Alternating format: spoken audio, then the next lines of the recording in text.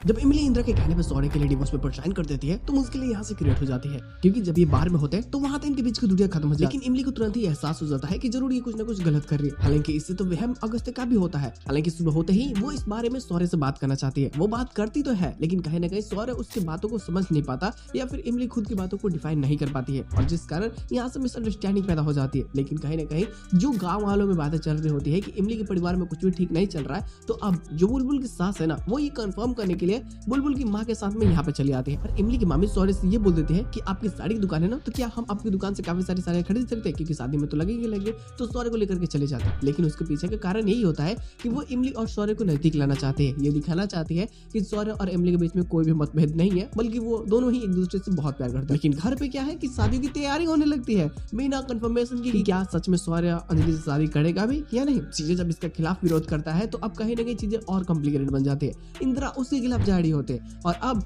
इज्जत की समझो कि माँ बहन हो जाती है, और अब वो किसी की बातों को नहीं सुनना चाहती और सिर्फ अंजलि को इस घर की बहू बनाना चाहती है। इसके लिए वो षड्यंत्र रचती है और डिवोर्स पेपर इमली से साइन करवा देती है। 6 दिनों के बाद इमली का जो जाना होता है, और बस यही कारण होता है कि इमली को ना चाहते हुए पेपर साइन करना ही पड़ता है, और वो पेपर साइन कर देते हैं। हालांकि अब लीव पाने वाला है तो सारी स्टोरी लाइन लीव के बाद ही जस्टिफाई हो पाएंगी। जो भी कॉम्प्लिकेटेड कहानियां होने वाली है ना, वो तो देखना मजेदार हुआ कि एक्स्ट्रा प्लॉट में क्या होता है। वैसे तो आज के एपिसोड प्लॉट बस इतना ही है, बातें करेंगे लोग यार विस्तार से अगर कल के एक्स्ट्रा प्लॉट में, ताकि पता चल सके यार अब कौन सा तमाशा होगा।